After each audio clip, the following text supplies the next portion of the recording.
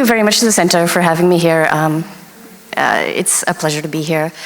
For my presentation, I think it's actually quite apropos that I don't have a presentation pulled up here right now because the visuals are entirely inconsequential to the argument that I'm giving right now. So this actually works well. The fact is I'm working without an archive in order to make this paper happen. So I sort of tried to force fit a couple of images in, but this is probably for the best. Okay, so this is on the Triennale of World Contemporary Art, which took place in early 1968 in New Delhi, in India, and sponsored by a couple of major national institutions for modern art in India. So in 1968, New Delhi, India's capital, hosted India's first Triennale of World Contemporary Art. Spearheaded by the literature, cultural critic, and arts patron Mulk Raj Anant, most famous as a novelist, it located India on an expanding world stage of biennales and triennales in the third quarter of the 20th century. Dreamed as an exhibitionary site with pedagogical and political possibility, the exhibition promised the mapping of modern arts upon India's capital, as well as broader third worldist circuits of art, to use an Anand quote. The Triennale was organized by India's National Academy of Art, the Lalit Kala Academy, LKA, then chaired by Anand. While not positioned as an exhibition advocating socialism's variously defined, the Triennale's format and creation sheds light on the aspirations of its founders, intent on the state-sponsored development of culture through the arts. Please continue, and I'm going to... Yes. Okay. All right. The exhibition was housed at the National Academy, the Lalit Kala Academy, and another major Delhi-based center of modern art, the National Gallery of Modern Art, both opened in the 50s. On a grand scale, more than 600 works were exhibited in the Lalit Kala Gallery, Rabindra Bhavan, and the NGMA's Jaipur House.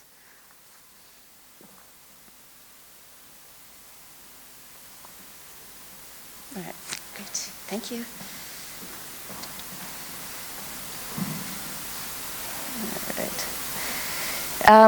So here we have actually a picture of professors from one of India's major schools of the arts, JJ School of Arts in Mumbai, at that point called Bombay, and they're standing in front of a Jackson Pollock here. All right.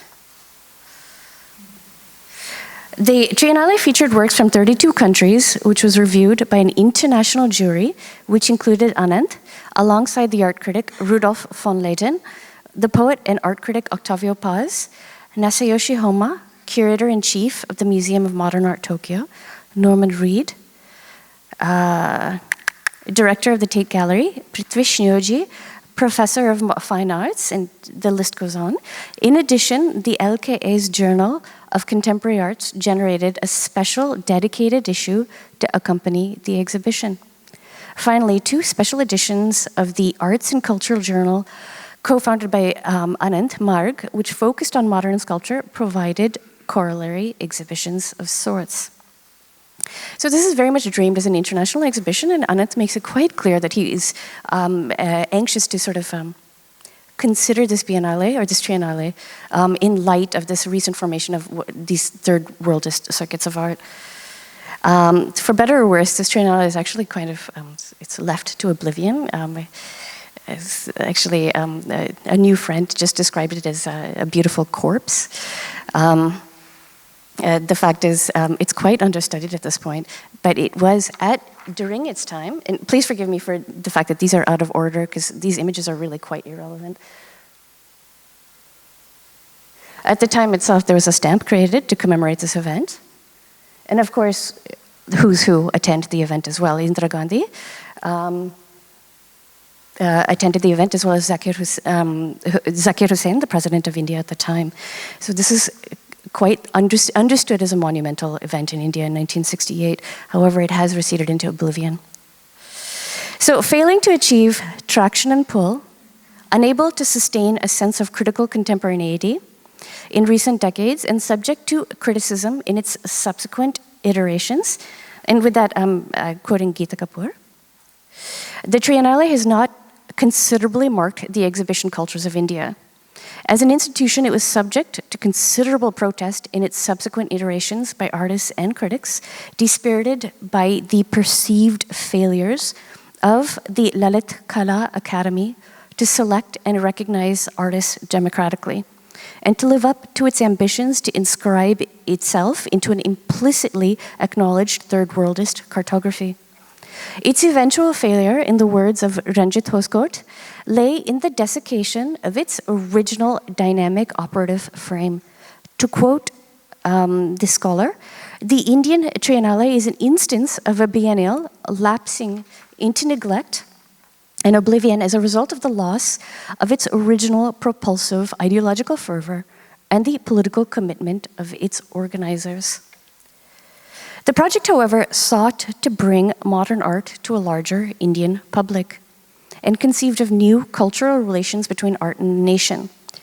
The first of what has become a commonplace exhibitionary format, the Triennale provides rare insight into new intersections of arts as cultural pedagogy in India and art as intercultural communication beyond the nation.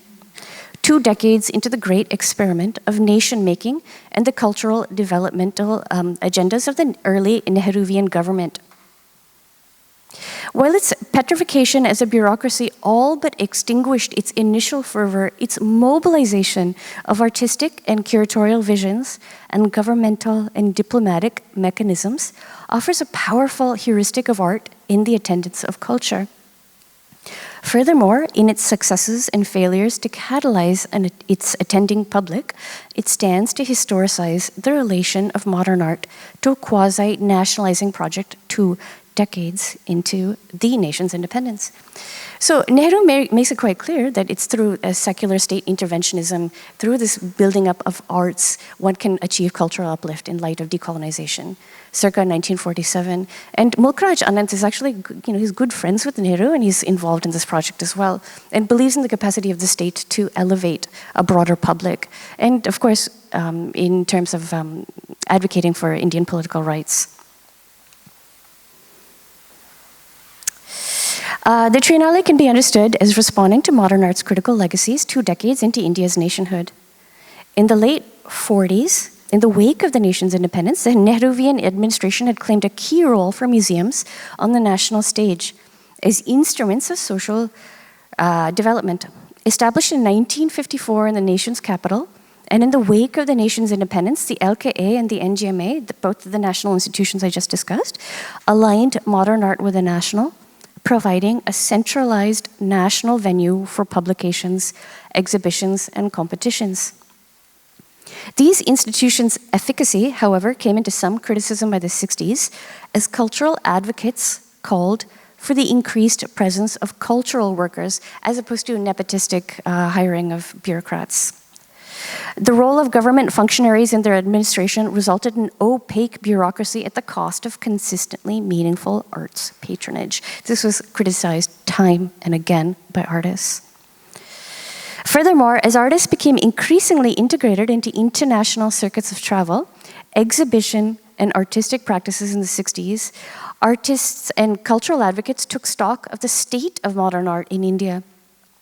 Among them, Mulk Raj Anand sought to provide a local stage for cultural pedagogy through modern art and an international site for the articulation of a new art world map. To quote Anand, "And may I welcome to our country, which believes in live and let live, all those talents of all those countries of the world, which have come to share in the festival of our first Triennale.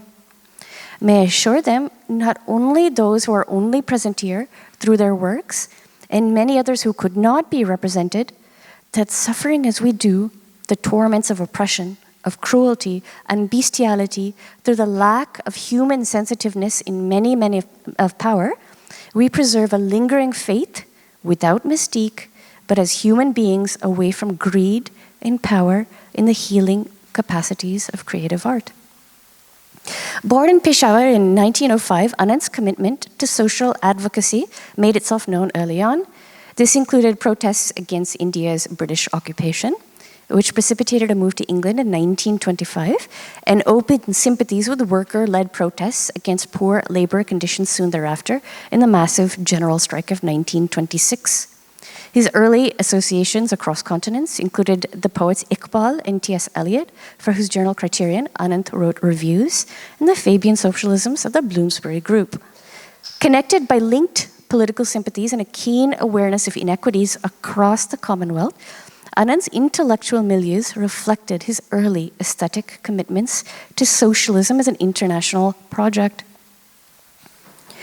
Upon his return to India in 1932, Anand embraced a Gandhian philosophy of self-reliance and national self-determination that reoriented his cosmopolitanism towards a more nation-based social advocacy across and between decolonizing nations.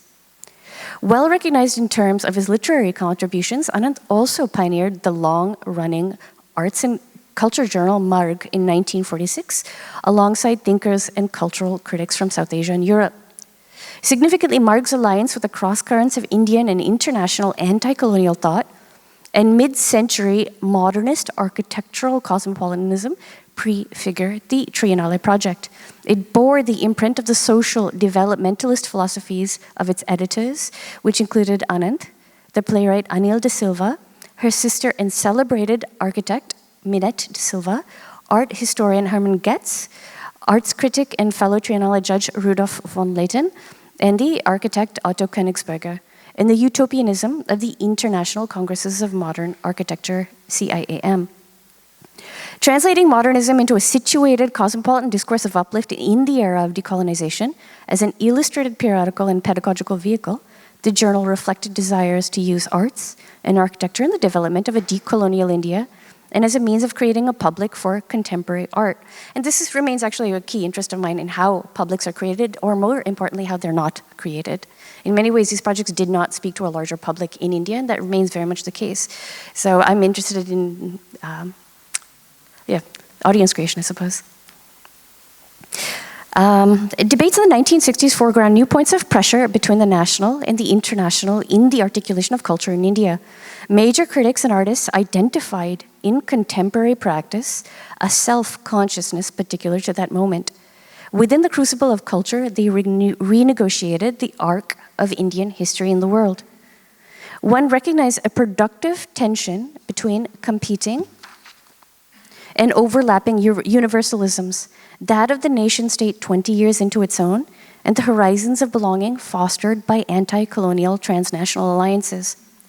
Questioning the hegemony of the North Atlantic and the turbulence and hope opened up by new affiliations, Anand, who was himself a vocal advocate of and delegate for the non-aligned movement and such transcontinental initiatives as the Afro-Asian People's Solidarity Organization, emphasized the emancipatory possibilities of self-determination through the arts.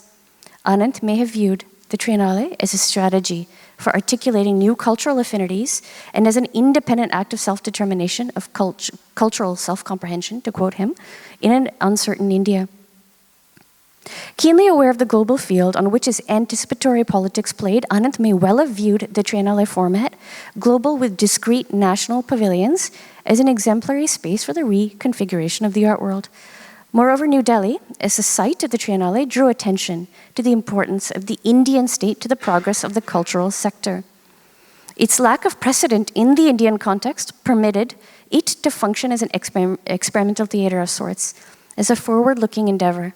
It made it a thing of possibility, capacious, the product, reflection, and demonstration of collective efforts. And Anand was keen on the potential of the Triennale's experiment as progressive practice and modernist art as a revolutionary tool. Even a cursory look at the contributions from the various countries, Mulk Raj Anand has said, will confirm the impression that the large majority of the artists of the world have gone on to an experimentalism which was perhaps implicit in the force released by the machine civilization of the world, end quote. Here I'll take a minute to discuss the anticipatory politics of the project. Dreaming a new cultural and political set of affinities through the arts, The Triennale project has, ironically, been marked by curious non-attention to its own function as an archive. Documents relating to and from the Triennale have not been kept in India. All Triennale-related images, I have a number of images of the Triennale, but they are all in the context of the American contribution. And rather than center United States, unfortunately, Jackson Pollock is featured here, but I needed to have an image. So. All Triennale-related images here are taken from US-based archives, including that of the Smithsonian, which organized United States contribution to the events. I have been through the National Archives of India, Ministry of Education archives, among others. Wondering if I'd simply not yet located the Triennale's traces, I reached out to the former custodian of Anand's archives in New Delhi, an art historian, Annapurna Garamela, a truly generous soul. And she made it clear to me that the wastebasket was a primary receptacle of the Triennale's traces. She redirected, instead, my questions about the Triennale. Rather than ask how the Triennale dreamed new futures, she has asked me to think about why the Triennale deprioritized documentation as archive, particularly considering the Academy and Anand's deep commitment to making histories. By this time, Anand had already established his career as an art historian. He's deeply, deeply aware of the ways that histories are made. And of course, he had also co-established the well-received, partly art historical journal, Marg. So this research in part responds to the questions produced by the Triennale's archive, or lack thereof. Subscriptions, invoices, and paperwork from its early years are missing, if not wholly inaccessible. The narrative that is offered here is gleaned from published documents, including exhibition catalogs and Anand's writings on politics and art. Images and documents found outside of India, including visitors' books and exchanges between India's National Academy of the Lalit Kala and the Smithsonian Institution. However, one might still ask productive questions in absence of such things, to pry apart the social worlds within which the exhibitionary events participated, how the Triennale imagined its futurity. The events of the exhibition themselves, I argue, aesthetically figure the Triennale's archival imagination of a new map of solidarity in the arts.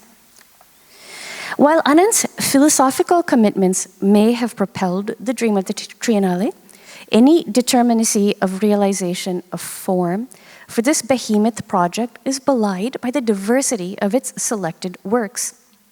Anand's politics were explicitly articulated in his analysis of the role of the artist in exhibition and public life, but were not to be mirrored in the curatorial expression of the Triennale. To the contrary, the selection of arts, as well as contemporary reviews of the Triennale, indicate the complexity of artistic engagement with new conceptions of history. Winning top prizes, and you'll have to forgive the quality of these images, they're taken from the Illustrated Weekly, they're quite difficult to read, and they certainly deny any possibility of a formal engagement with the works. So we have Krishan Khanna here and Tayyab Mehta, two very well-established artists by this point, and they remain very canonical names. Winning top prizes, Krishan Khanna's oil on canvas painting Cyclist from 1967 and Tayyab Mehta's oil on canvas painting Falling Figure drew from the energy of vigorously committed long brushstrokes to invoke the thrust of motion and form. In contrast, another artist, Biren Dey's work committed to a geometry and distillation of form that contained the reverberations of energy as a nucleus or a seed. Neither locatable within a particular ideological nor political disposition, the curatorial frame of the Indian selection explicitly rejected the ways that the biennial format could flatten difference and overdetermine concept. The commissioner's ambition was to call upon the artwork to do the work, so to speak, which they clearly stated in the accompanying catalog. To quote the commissioners, which included Krishan Khanna, this Indian section of the exhibition will, we hope, show the different and even conflicting tendencies prevalent in India today. It would not have been difficult to assemble an exhibition which would give a more unified impression and indeed lead the observer to believe that a particular moment exists. Such an impression would be biased and untrue to facts. They explicitly rejected creative expression which made itself legible through recourse to existing categories or self-conscious ideological frames, seeing them as conceptually suspect. They were also perhaps directly responding to the strong presence of op and pop art in contemporary arts. In 1967, the United States, alongside Clement Greenberg, exported a major exhibition, which was really quite ambivalently received, and which pop art and op art featured, again, quite controversially in India, which was the subject of recent programming, American cultural programming in India. They continued, "It is the fluctuations in the middle that are difficult to record, because at this point there can be no reliance on ideologies or doctrines, and the artist can only have recourse to himself." Placing pressure on the biennial format as a site of ideological mediation rather than on its national curatorial frame, the Triennale asked for a particular work from its staging through pavilions. Beyond minimal restrictions, contributing countries were limited to 20 objects of any medium, and with a size restriction of 6 to 5 feet, which was continually limited by the United States and Smithsonian, countries were free to contribute as they liked. Intended as a means of fostering freedom and participation, the relative lack of restrictions resulted in a diversity of contributions that successfully undermined efforts to critically compare curation. Spain, Chile, Philippines, and Ireland focused solely on print works, while the Mexican pavilion featured multiple works by 5 artists in various media. Providing a notable exception, West Germany's pavilion featured sculptures and drawings intended as their accompaniments, a move that was roundly applauded for its coherence and harmony of vision. This range, while alienating some of the local audience that Anand sought for contemporary arts, invigorated critics and visiting artists, many of whom saw the Triennale as a site of experimentation and potential rewriting of the map of the contemporary art world.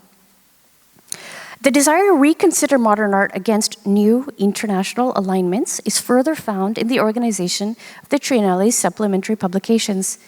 Marg, the publication co-established by Mulk Raj Anand, it had an accompanying 1967 edition entitled or subtitled The Modern Movement. It's organized in a series of essays by prominent cultural critics that review the state of the arts in the 40s, 50s, and 60s. Edited and co-founded by Anand, the journal's decade-by-decade review offered an early historicization of post-independence contemporary art and rhetorically marked the Triennale as a point of inflection. So there's a lot of hope and ambition placed on this. Okay, 2 more minutes. 1 more minute. Terminating with the Triennale, the linear arc of India's history of modern art branched out to accommodate new types of international orientations. This historical faith is mirrored in the words of the exhibition's accompanying catalog, which linked it to the biennales of Venice, Sao Paulo, Tokyo, and Paris, and marked it as a key shift in the nation's, quote, international cultural relations, unquote. Most tellingly, the exhibition catalog featured a host of international voices offering greetings, including Henry Moore, the English anarchist and art historian Herbert Reed, Juan Miro, George Keat, the English artist and historian Roland Penrose, John Berger, the Office of the Director General of the UNESCO, and Alfred H. Barr Jr. Fairly invoking the utopian communality of the project, Berger wrote, "I send my greetings to the first Triennale of Contemporary World Art to be held in India. It would suggest the possibility of escaping from or even overthrowing the hegemony of Europe and North America in these matters. This hegemony is disastrous because whatever the personal feelings or ideas of individual artists or teachers may be, it is based upon the concept of a visual work of art as property. The historical usefulness of such a concept has long passed. It stands now as a barrier to future development. The ideology of modern European property is inseparable from imperialism. The fight against imperialism and all of its agencies is thus closely connected with the struggle for a truly modern art. I wish you clear-sightedness, strength, and courage in your struggle." Aligning a new modernity in the arts with a political trajectory, Berger echoed Anand's disdain for what he viewed as the art market's hollow claims to individuality and self-expression. The Triennale, in a sense, promised a platform for the reinscriptions of values in and of art, which drew from the force of individual expression to symbolically validate new cultural affinities and invalidate existing cultural and political hegemonies. Thank you.